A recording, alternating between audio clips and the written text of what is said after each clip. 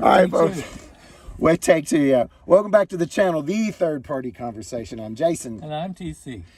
Today. The last time we spoke, well, before we get to that, like and subscribe. Just hit the button now. Please. We're not trying to raise money here. We're trying to get a message out. And it's going to take all of us because nobody's coming to save us. And as you're seeing what's going on in the world right now, particularly in the United States, you might want to agree with us. So, by the way, we gained another follower, and they left a comment. They said they were searching taxation without representation, and our channel came up. So that was interesting. Anyway, please like and subscribe. Last time we talked about convention stuff, which was back before Christmas, we discussed Article 3 of the Constitution, the concept of potentially electing the Chief Justice, splitting some of the executive authority over to the Chief Justice. Go watch that episode. It's pretty important. This week, we're going to talk about Article 2. What you got? Article 2. Okay. You guys know I've got a military background, and I approach the Constitution from a military perspective in that this is an operational order. And we will go into greater detail about operational orders later. But the preamble is the mission statement and the commander's intent. And everything else is a tasking order. So here's the tasking order, which is Article 2, the executive and the presidency. So Section 1 vests all the executive power into a single president. It establishes a 4-year term. It creates the electoral college system. It sets the presidential eligibility requirements, the age of citizenship and residency, provides for presidential succession and incapacity. It requires a presidential oath of office, which is the same oath I took when I was commissioned and each time I got promoted. It guarantees compensation that cannot be altered during the term. Section 2 goes into the presidential powers. Well, you want to talk about Section 1 a little bit? Like what we think should change there? Well, we're going to talk about the electoral college stuff later. Yeah, I know, but I'm talking about this. What kind of changes? I don't think there's anything that needs to be changed here. I think what needs to happen is that all this stuff that's been piled onto the president as part of an executive branch needs to be redistributed. We talked about that some the last time about certain things that should be shifted over.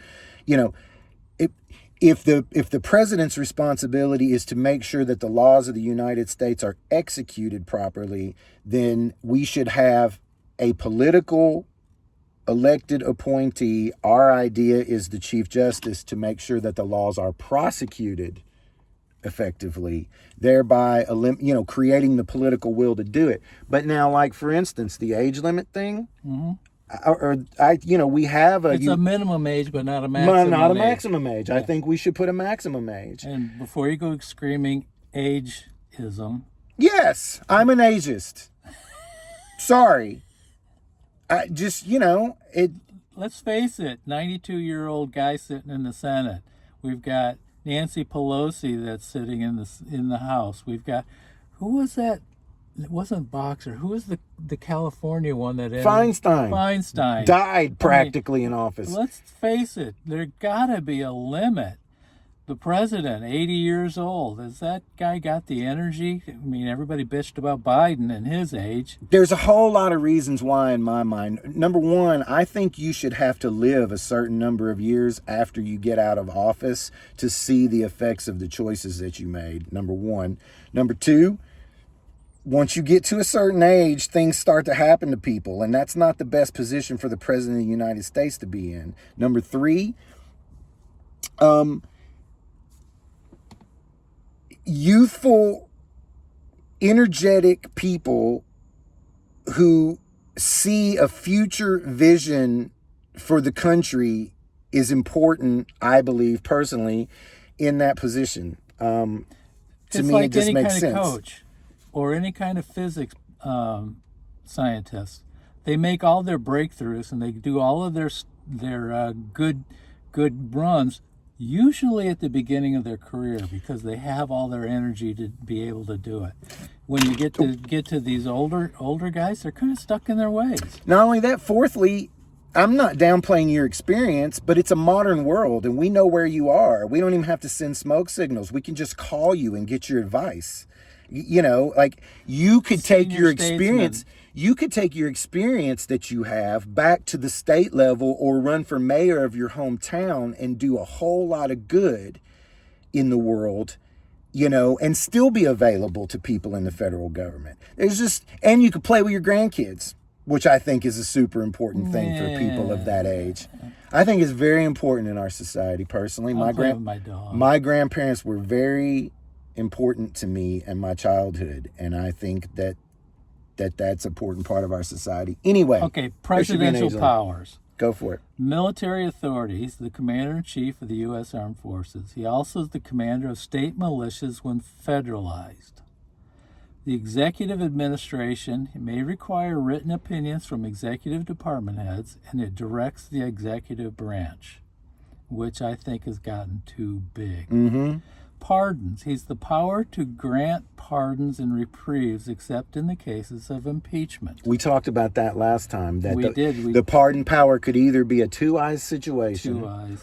Or it could be limited by number. Think about this. The president, when he first got in office, the reporting that we got was that there was conversation about who in January 6th to, you know, was going to be complicated and who were we going to pardon that really didn't do that much and other people. And he was like, screw it. We got stuff to do. Just pardon them all. That couldn't happen if you were only allowed to pardon a certain number or if it was a two-eyes situation. Two eyes, I think, is more flexible. Okay, so foreign affairs, he makes the treaties and then requires two-thirds of the Senate approval. He appoints the ambassadors. He receives foreign diplomats and foreign recognition of governments, which we saw the Russian diplomat sitting in the White House in the Oval Office being shown stuff. We got photos of that. Appoints the Supreme Court justices, the federal judges, cabinet members, and all of those require Senate consent. We talked about this last time, This too. is one of the things that I think needs to change, which is perhaps the Supreme Court justice needs to be elected. He probably should be elected from the Supreme Court justices themselves. And then... Well, I don't know. I mean, I think somebody with credentials could run as a politician. It's just a new political office, that now we elect. And, we... Obviously, we need a convention to discuss this. Sure. And then the other thing was, we talked about this the last time. I think that person, the Chief Justice, could elect the federal bench. I'm fine with the president appointing the rest of the Supreme Court, but the Chief Justice could do that. That's a different branch of government. Anyway, go ahead. Well, I'm just reminding people. So the presidential duties, he's supposed to deliver the State of the Union address, which has turned into a political speech, and not for just the current president, but of the last 20 years, as opposed to telling the people, we're screwed, we're spending too much money, the State of the Union is strong, but we don't handle our money well.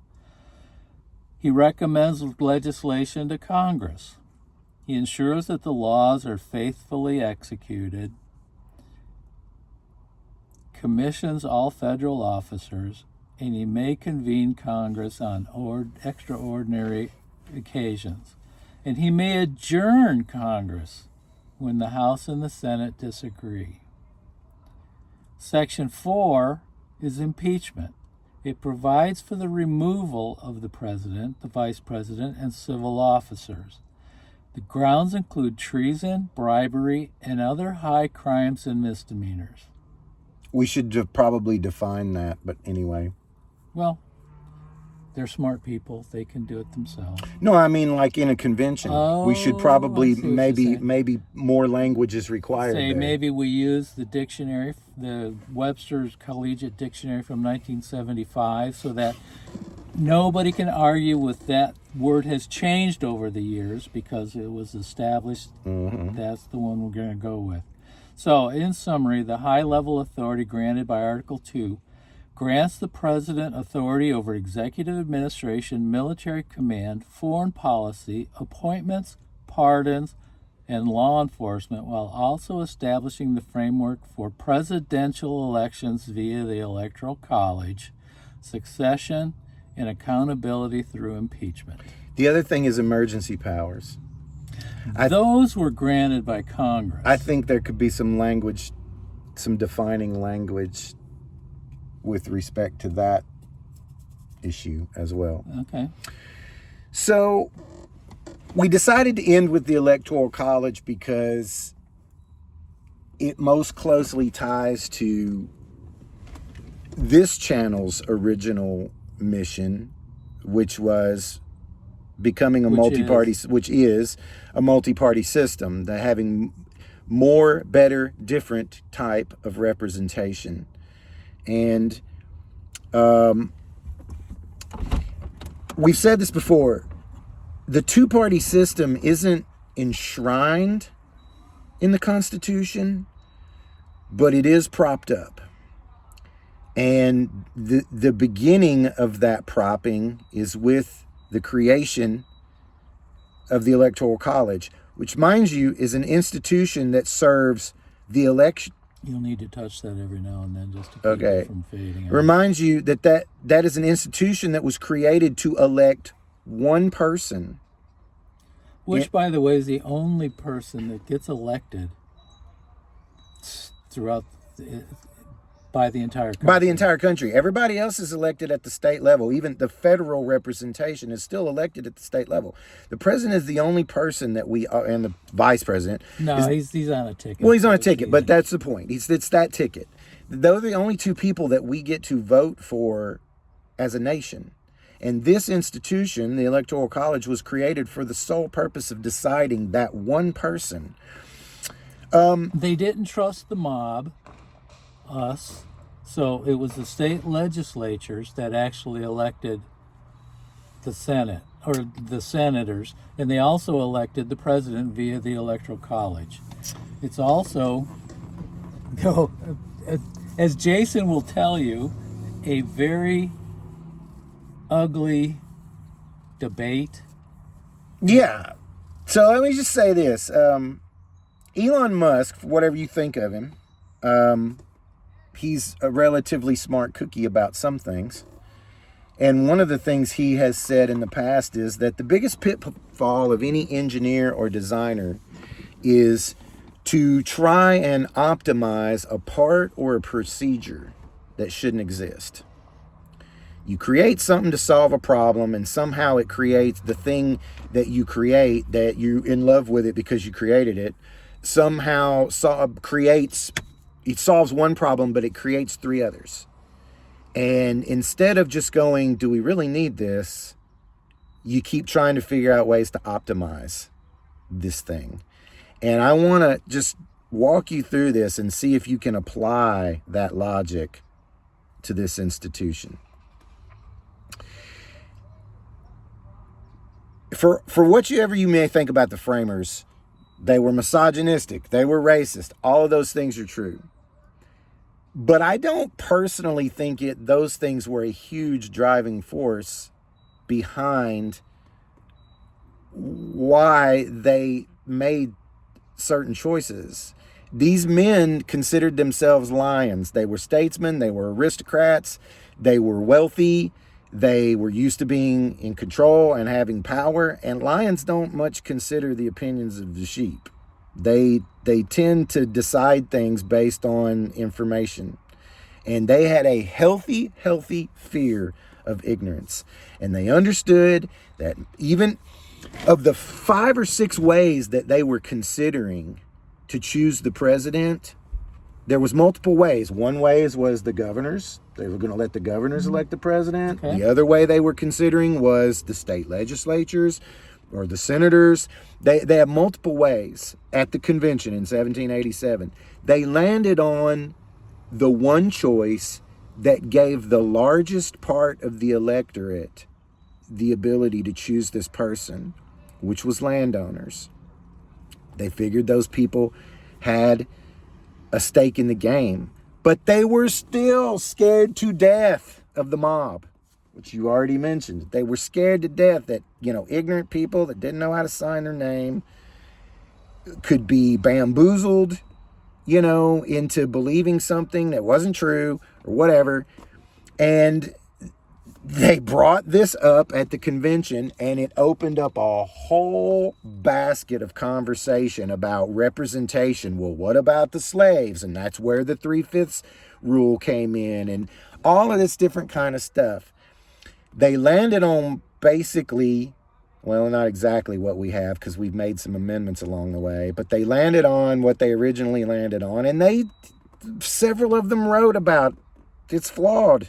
It's not exactly correct, but they figured norms and values, and, people will probably do the right thing, and they depended on that for years. But what happened? We ended up adding the 12th Amendment, which was basically a refactor, propping up even more the institution itself. Later on, we added the 20th Amendment, which was basically patched up timing issues and things that they didn't know how to figure out. We added the 23rd Amendment, which just expanded the features of, you guys go look this stuff up yourself. We don't have time to go into it, but it expanded the features. We added the 25th Amendment, which patched succession failures. And we just patch on this thing that probably has long outlived any usefulness it may have ever had. And now it's become a lever. Now it's become a way. They know that they don't even really have to win the popular vote. The popular vote has only been successful in electing some presidents, very few of them. And it's become a lever, as he talked about, in that the minority rule, because the parties focus on the states that matter as to what it would take to get to 270 electoral college votes. And now it's become a way to cheat. We saw with fake electors and that whole gambit, and it's just, and it's the one thing that's keeping us from becoming a multi-party system. Think about it. There's a whole lot of decisions that Congress would have come to a different place if, let's just say, if the libertarians had a legitimate seat at the table. If there was just a third party in there that could always, if there was always, instead of an opposition party, if there was a third party to just say, well, wait a minute. Well, and this opposition party thing is really frustrating too, because it's supposed to be a loyal opposition party, loyal to the Constitution, but not loyal to winning.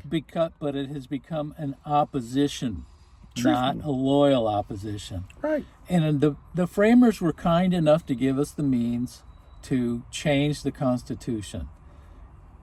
In the form of the convention. Electoral college has become a holy grail. People don't want to touch it. They just want to fix it. And there's not really any fixing it. Pete Buttigieg was speaking the other day, and he says, they made an amendment to prevent you from buying a beer at your corner bar. And then they realized that was a stupid idea, and so they made another amendment to give that back to you. Yeah, give your agency back to you. And so what is wrong with making the electoral college go away? It's not that difficult. It's just an amendment, a few words on paper. And I know the arguments because I've had them with everybody. Well, if we get rid of the electoral college, then, LA and New York will decide every election. That might be true under a two-party system. But if we were a multi-party system, that problem would be managed a different way. See you next time. Next time, not next week necessarily. Because obviously we're behind. We're slow. Good luck, America. Think about it.